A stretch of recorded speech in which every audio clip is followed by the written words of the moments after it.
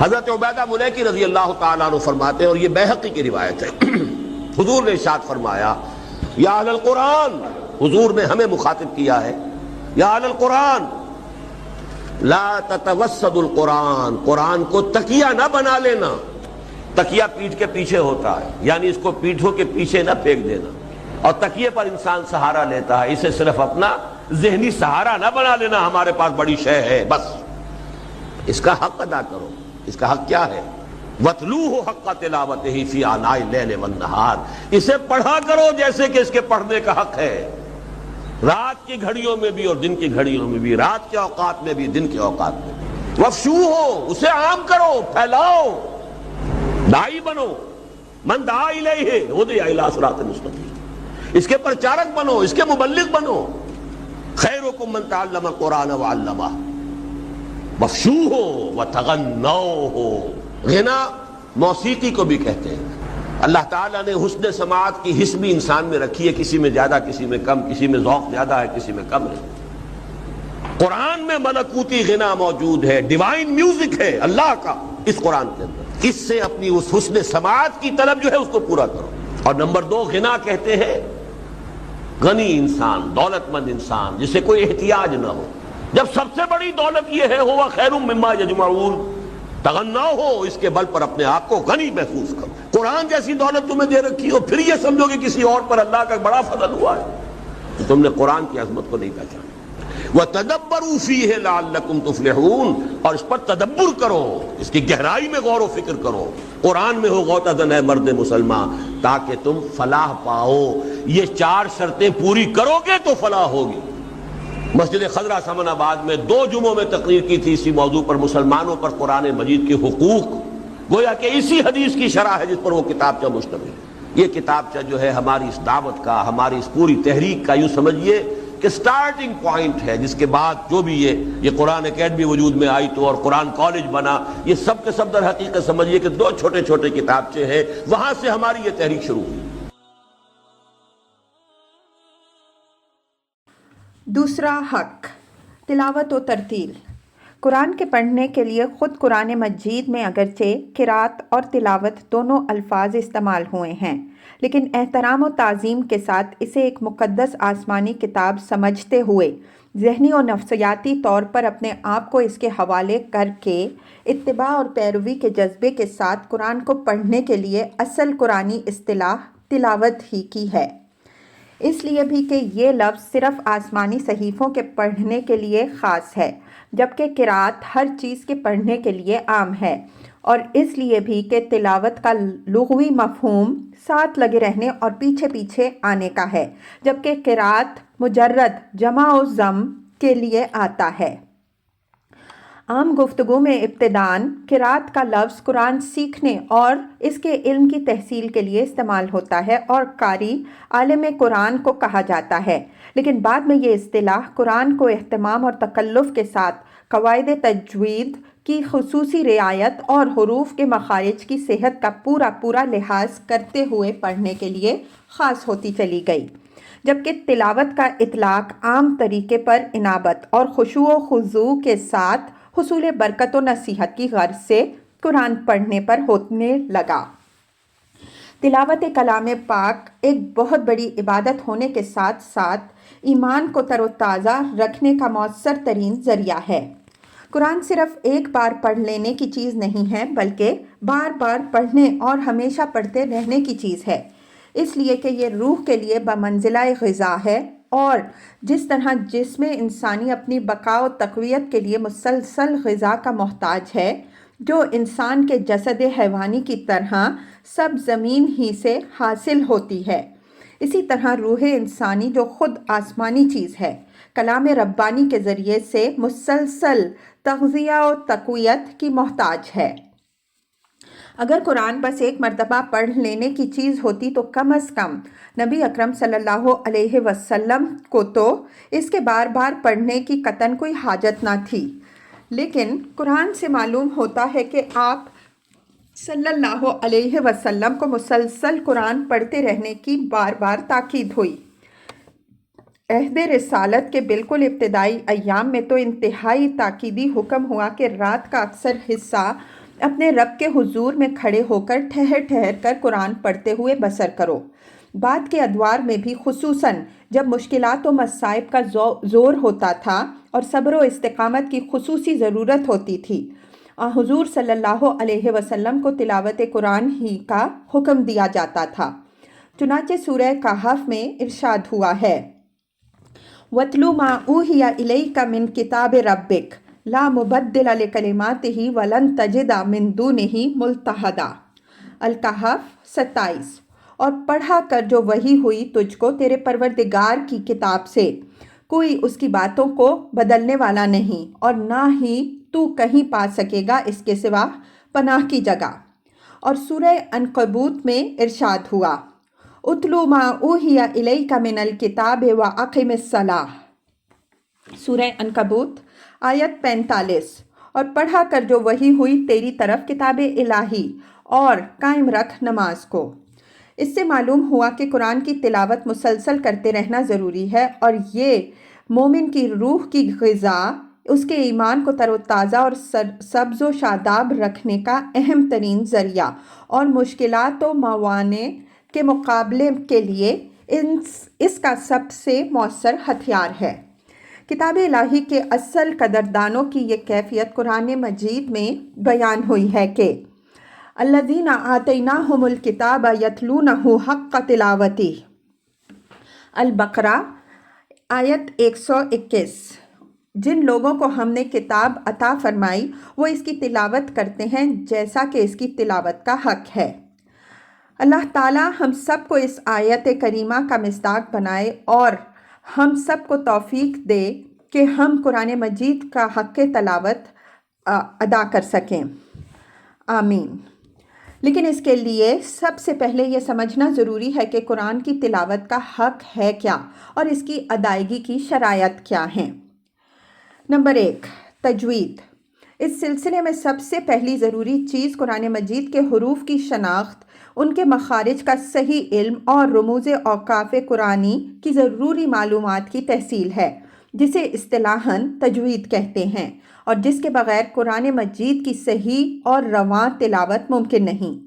آج سے 30-40 سال قبل تک ہر مسلمان بچے کی تعلیم کی ابتدا اسی سے ہوئی تھی، اور وہ سب سے پہلے قرآن کے حروف کی پہچان اور ان کی صحیح ادائیگی کی صلاحیت حاصل کرتا تھا۔ افسوس کہ ادھر ایک عرصے سے مساجد و مکاتب کی تعلیم کے زوال اور کنڈر گارڈن قسم کے مدارس کے رواج کی بدولت یہ صورتحال پیدا ہو چکی ہے کہ مسلمان قوم کی نوجوان نسل کی ایک عظیم اکثریت، حتیٰ کہ بہت سے بوڑھے اور ادھیڑ عمر کے لوگ بھی قرآن مجید کو ناظرہ پڑھنے پر بھی قادر نہیں۔ میں ایسے تمام حضرات سے گزارش کروں گا کہ وہ اپنی اس کمی کا احساس کریں اور جلد از جلد اسے دور کرنے کی کوشش کریں، اور خواہ وہ عمر کے کسی بھی مرحلے میں ہوں، قرآن مجید کو صحیح پڑھنے کی صلاحیت لازماً پیدا کریں۔ ساتھ ہی ہمیں چاہیے کہ اپنی اولاد کے بارے میں یہ طے کر لیں کہ ان کی تعلیم کی ابتدا اسی سے ہوگی، اور سب سے پہلے وہ قرآن کے حروف کی پہچان اور ان کو صحیح مخارج سے ادا کرنا سیکھیں گے۔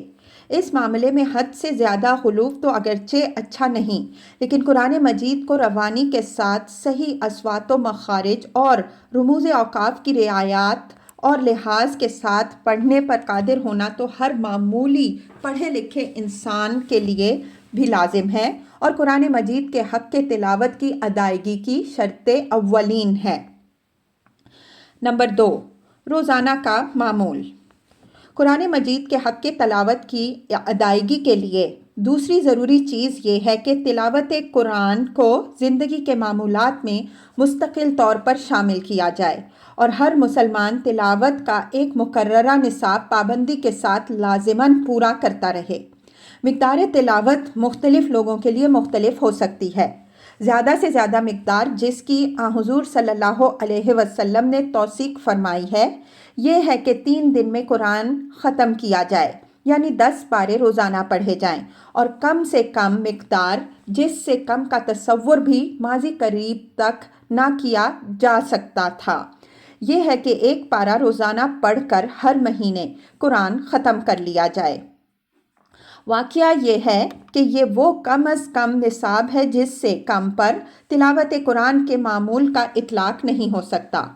درمیانی درجہ جس پہ اکثر صحابہ رضی اللہ عنہم اجمعین عامل تھے اور جس کا حکم بھی ایک روایت کے مطابق حضور صلی اللہ علیہ وسلم نے حضرت عبداللہ بن عمر رضی اللہ عنہما کو دیا تھا، یہ ہے کہ ہر ہفتے قرآن ختم کر لیا جائے۔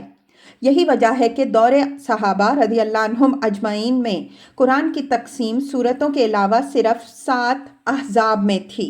نوٹ: واضح رہے کہ 30 پاروں اور رکوعوں میں قرآن کی تقسیم بعد کی چیز ہے، جن میں سے پہلے 6 احزاب علی ترتیب 3، 5، 7، 9، 11 اور 13 صورتوں پر مشتمل ہیں اور 7واں جو حزب مفصل کہلاتا ہے بقیہ قرآن مجید پر مشتمل ہے۔ اس طرح ہر حزب کم و بیش 4 پاروں کا بنتا ہے، جن کی تلاوت انتہائی سکون و اطمینان کے ساتھ 2 گھنٹوں میں کی جا سکتی ہے، جو دن رات کے عشر سے بھی کم ہے۔ تلاوت قرآن مجید کا یہ نصاب ہر اس شخص کے لیے لازمی ہے جو دینی مزاج اور مذہبی ذوق رکھتا ہو اور قرآن مجید کا حق کی تلاوت ادا کرنے کا خواہش مند ہو، چاہے وہ عوام میں سے ہو یا اہل علم و فکر کے طبقے سے تعلق رکھتا ہو، اس لیے کہ جہاں تک روح کے تغذیہ و تقویت کا تعلق ہے، اس کے اعتبار سے تو سب ہی اس کے محتاج ہیں۔ اس کے علاوہ عوام کو اس سے ذکر و موعظت حاصل ہوگی اور اہل علم و فکر حضرات اس سے اپنے علم کے لیے روشنی اور فکر کے لیے رہنمائی پائیں گے۔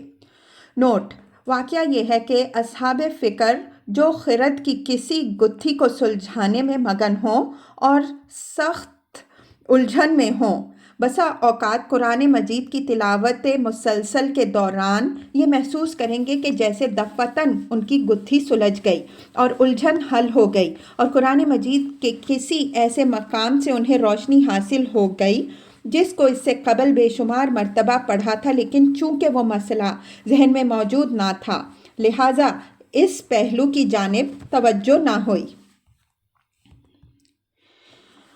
حتیٰ کہ وہ حضرات جو رات دن قرآن حکیم پر تفکر و تدبر میں لگے رہتے ہوں اور قرآن کی ایک ایک سورت پر برسوں غور و فکر کرتے اور اس کے مشکل مقامات پر عرصہ دراز تک توقف کرتے ہوں، وہ بھی قرآن کی اس تلاوت مسلسل سے مستغنی نہیں، بلکہ ان کو اس کی دوسروں کی بنسبت زیادہ ہی ضرورت ہے، اس لیے کہ قرآن کی تلاوت مسلسل سے ان کی بہت سی مشکلیں از خود حل ہوتی چلی جاتی ہیں اور بے شمار نئے پہلو سامنے آتے رہتے ہیں۔ نمبر 3، خوش الحانی۔ قرآن کی تلاوت کے حقوق میں یہ بھی ہے کہ ہر شخص اپنی حد تک بہتر سے بہتر اسلوب، اچھی سے اچھی آواز اور زیادہ سے زیادہ خوش الحانی سے قرآن مجید کی تلاوت کرے، اس لیے کہ حسن سماعت کا ذوق کم و بیش ہر انسان میں ودیت کیا گیا ہے اور اچھی آواز ہر شخص کو بھاتی ہے۔ اسلام دین فطرت ہے اور انسان کے کسی فطری جذبے کو یکسر ختم نہیں کرتا، بلکہ تمام فطری داعیات کو صحیح راستوں پر ڈالتا ہے۔ حسن نظر اور حسن سماعت انسان کے فطری داعیات میں سے ہے۔ قرآن مجید کی خوبصورت اور خوشنما کتابت سے ایک مومن کے حسن نظر کو حقیقی تسکین حاصل ہوتی ہے اور اس کی خوش الحانی کے ساتھ قرأت اس کے ذوق سماعت کو آسودگی عطا کرتی ہے۔ یہی وجہ ہے کہ حضور صلی اللہ علیہ وآلہ وسلم نے تاکیداً فرمایا ہے، زینوا القرآن باصواتکم، ان برا بن عازب رضی اللہ عنہ، رواہ ابو داؤد والنسائی۔ قرآن کو اپنی آوازوں سے مزین کرو۔ ساتھ ہی اس معاملے میں کوتاہی پر ان الفاظ میں تنبیہ فرمائی ہے، من لم یتغنی بالقرآن فلیس منا۔ ان سعد بن ابی وقاص رضی اللہ عنہ، رواہ ابو داؤد، جو قرآن کو خوش الحانی سے نہ پڑھے وہ ہم میں سے نہیں ہے۔ اور اس کے لیے مزید تشویق کے لیے خبر دی ہے کہ ما اذن اللہ لشیء ما اذن لنبی ان یتغنی بالقرآن یجہر بہ۔ ان سعد بن ابی وقاص رضی اللہ عنہ رواہ ابو داود، اللہ تعالیٰ کسی چیز پر اس طرح کان نہیں لگاتا جس طرح نبی صلی اللہ علیہ وآلہ وسلم کی آواز پر لگاتا ہے جبکہ وہ قرآن کو خوش الحانی کے ساتھ با آواز بلند پڑھ رہا ہو۔ بارہا ایسا ہوتا ہے کہ حضور صلی اللہ علیہ وآلہ وسلم راہ چلتے کسی صحابی رضی اللہ عنہ کو اچھی آواز سے قرآن پڑھتے ہوئے سنتے تو دیر تک کھڑے ہو کر سنتے رہتے اور بعد میں اس کی تحسین بھی فرماتے تھے۔ اس کے علاوہ آپ صلی اللہ علیہ وآلہ وسلم فرمائش کر کے بھی صحابہ رضی اللہ عنہم اجمعین سے قرآن مجید سنا کرتے تھے۔ چنانچہ حدیث میں ایک واقعہ آتا ہے کہ آپ صلی اللہ علیہ وآلہ وسلم نے حضرت عبداللہ بن مسعود رضی اللہ عنہ سے قرآن سنانے کی فرمائش کی۔ انہوں نے عرض کیا، حضور صلی اللہ علیہ وسلم، کیا آپ صلی اللہ علیہ وسلم کو قرآن سناؤں؟ حالانکہ آپ صلی اللہ علیہ وسلم ہی پر تو وہ نازل ہوا ہے۔ آپ صلی اللہ علیہ وسلم نے فرمایا، ہاں میں چاہتا ہوں کہ دوسرے سے سنوں۔ چنانچہ حضرت ابن مسعود رضی اللہ عنہ نے آپ صلی اللہ علیہ وآلہ وسلم کو قرآن سنایا اور آپ صلی اللہ علیہ وآلہ وسلم کی آنکھوں سے آنسو روا ہو گئے۔ اس طرح ایک بار آپ صلی اللہ علیہ وسلم نے ایک صحابی حضرت ابو موسیٰ اشعری رضی اللہ عنہ کو حسن صوت کے ساتھ قرآن پڑھتے سنا اور ان الفاظ میں تحسین فرمائی کہ تمہیں مزامیر آل داؤد علیہ السلام میں سے حصہ ملا ہے۔ اس معاملے میں بھی غلو اگرچہ مضر ہے، خصوصاً جب اس میں تصنع یا ریا شامل ہو جائیں اور اس صورت میں ایک پیشے کی بن جائے، تب تو یہ مہلکات میں شمار ہونے والی چیز بن جاتی ہے۔ لیکن ہر شخص کو اپنے ذوق حسن سماعت کی تسکین بہرحال قرآن کی تلاوت و سماعت ہی میں تلاش کرنی چاہیے اور خود اپنے حد امکان تک اچھے سے اچھے طریقے پر تلاوت کی صحیح کرنی چاہیے۔ نمبر 4، آداب ظاہری و باطنی۔ قرآن کے حق کے تلاوت کی ادائیگی کی شرائط میں سے تلاوت کے کچھ ظاہری اور باطنی آداب بھی ہیں، یعنی یہ کہ انسان باوضو ہو، قبلہ رخ بیٹھ کر تلاوت کرے اور اس کی ابتدا تعوذ سے کرے، پھر یہ کہ اس کا دل کلام اور صاحب کلام دونوں کی عظمت سے معمور ہو، حضور قلب، خشوع و خضوع اور انابت و رجوع اللہ کے ساتھ تلاوت کرے اور خالص طلب ہدایت کی نیت اور قرآن حکیم کے تقاضوں کے مطابق اپنے آپ کو بدلنے کے عزم مصمم کے ساتھ قرآن کو پڑھے اور مسلسل تذکر و تدبر اور تفہم اور تفکر کرتا رہے اور اپنے خود ساختہ خیالات و نظریات کی سند قرآن سے حاصل کرنے کے لیے نہیں بلکہ حتی الامکان معروضی طور پر اس سے ہدایت اخذ کرنے کے لیے پڑھے، اس لیے کہ جیسا کہ عرض کیا جا چکا ہے، تلاوت کا لغوی مفہوم پیچھے لگنے اور ساتھ رہنے کا ہے اور نفس میں حوالگی و سپردگی کی کیفیت تلاوت کا اصل جوہر ہے۔ نمبر 5، ترتیل۔ تلاوت قرآن پاک کی اعلیٰ ترین صورت یہ ہے کہ نماز، خصوصاً تہجد میں، اپنے رب کے سامنے ہاتھ باندھ کر کھڑے ہو کر انتہائی سکون اور اطمینان کے ساتھ متذکرہ بالاتمام شرائط کی پابندی کے ساتھ ٹھہر کر اور توقف کرتے ہوئے قرآن پڑھا جائے، جس سے قلب پر اثرات مترتب ہوتے چلے جائیں۔ قرآن کی اصطلاح میں اس قسم کی تلاوت کا نام ترتیل ہے اور نبی اکرم صلی اللہ علیہ وآلہ وسلم کو جو احکام بالکل ابتدائی عہد رسالت میں ملے، ان میں سے غالباً اہم ترین حکم یہی تھا کہ یا ایھا المزمل قم اللیل الا قلیلا نصفہ او انقص منہ قلیلا او زد علیہ ورتل القرآن ترتیلا۔ سورہ المزمل آیات 1 تا 4۔ اے مزمل، رات کو کھڑے رہا کرو سوائے اس کے تھوڑے سے حصے کے، یعنی آدھی رات یا اس سے کچھ کم یا اس سے کچھ زائد، اور قرآن کو پڑھا کرو ٹھہر کر۔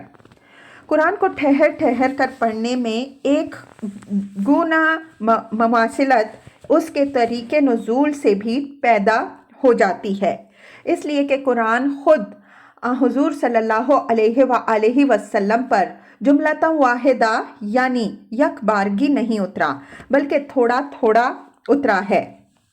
اور سورہ فرقان میں اللہ تعالیٰ نے کفار کا یہ اعتراض نقل کر کے کہ آخر پورا قرآن ایک ہی بار کیوں نہیں نازل ہو جاتا، جواباً حضور صلی اللہ علیہ وآلہ وسلم سے خطاب کر کے فرمایا ہے کہ كَذَلِكَ لِنُثَبِّتَ بِهِ فُؤَادَكَ وَرَتَّلْنَاهُ تَرْتِيلًا۔ الفرقان آیت 32۔ اسی طرح اتارا تاکہ ہم اس کے ذریعے تمہارے دل کو ثبات عطا فرمائیں، چنانچہ پڑھ سنایا ہم نے اس کو ٹھہر ٹھہر کر۔ اس سے یہ بھی معلوم ہوا کہ ترتیل تثبیت قلبی کا مؤثر ذریعہ ہے، اور اس طرح قرآن پڑھنے سے قلب انسانی کو زیادہ سے زیادہ فیض و افادہ حاصل ہوتا ہے، حتیٰ کہ شدت تاثر سے قلب پر گریہ طاری ہو جاتا ہے۔ چنانچہ علامہ ابن عربی صاحب احکام القرآن نے ترتیل کی تفسیر میں حضرت حسن رضی اللہ عنہ سے یہ روایت نقل کی ہے کہ ایک مرتبہ حضور صلی اللہ علیہ وآلہ وسلم کا گزر ایک ایسے شخص پر ہوا جو قرآن مجید اس طرح پڑھ رہا تھا کہ ایک ایک آیت پڑھتا جاتا تھا اور روتا جاتا تھا۔ اس پر حضور صلی اللہ علیہ وآلہ وسلم نے صحابہ رضی اللہ عنہم اجمعین سے فرمایا، کیا تم نے اللہ تعالیٰ کا قول مبارک وَرَتِّلِ الْقُرْآنَ تَرْتِيلًا نہیں سنا؟ دیکھ لو، یہ ہے ترتیل۔ قرآن مجید کو بطریق ترتیل تلاوت کرنے کا ہی حکم ہے۔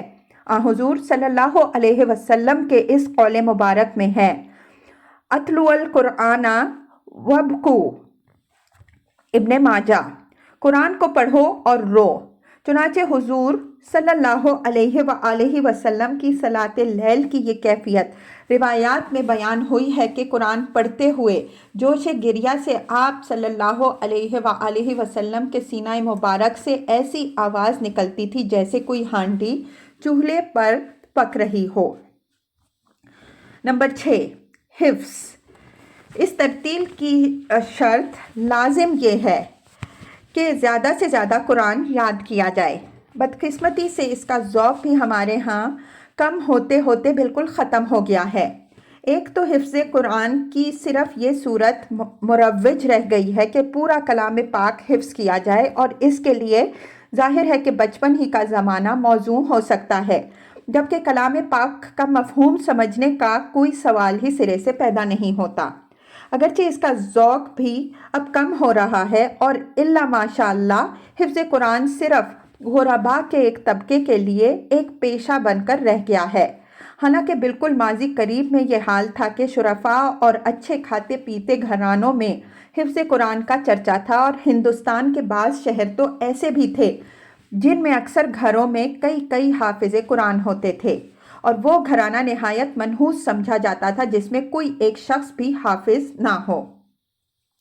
حفظ قرآن کا یہ سلسلہ نہایت مبارک ہے اور حفاظت قرآن کی خدائی تدابیر میں سے ہے، اور اس کی جانب بھی اثر نو توجہ اور انہماک کی شدید ضرورت ہے۔ لیکن میں یہاں بالخصوص جس حفظ کا تذکرہ کر رہا ہوں وہ حفظ ہے جو ترتیل قرآن کا حق ادا کرنے کے لیے ہر مسلمان پر واجب ہے، یعنی یہ کہ ہر مسلمان مسلسل زیادہ سے زیادہ قرآن یاد کرنے کے لیے کوشاں رہے، تاکہ اس قابل ہو سکے کہ رات کو اپنے رب کے حضور میں کھڑے ہو کر اس کا کلام اسے سنا سکے۔ افسوس ہے کہ اس کا ذوق بالکل ہی ختم ہو گیا ہے، حتیٰ کہ علماء تک اس سے مستغنی ہو گئے ہیں، اور ائمہ مساجد جنہیں قرآن مجید سے زیادہ شغف ہونا چاہیے، ان کا حال بھی یہ ہو گیا ہے کہ بس جتنا قرآن کبھی یاد کر لیا تھا اسی پر قناعت کیے بیٹھے ہیں، اور عدل بدل کر انہی حصوں کو نمازوں میں پڑھتے رہتے ہیں۔ اس کے برعکس ہونا یہ چاہیے کہ ہر شخص قرآن کے اس حصے کو جو اسے یاد ہو اپنا اصل اثاثہ اور سرمایہ سمجھے، اور اس میں مسلسل اضافے کے لیے کوشاں رہے، تاکہ تلاوت قرآن کی سب سے اعلیٰ صورت یعنی ترتیل سے زیادہ حفظ حاصل کر سکے۔ اور اپنی روح کو زیادہ سے زیادہ غذا عمدہ سے عمدہ صورت میں فراہم کر سکے۔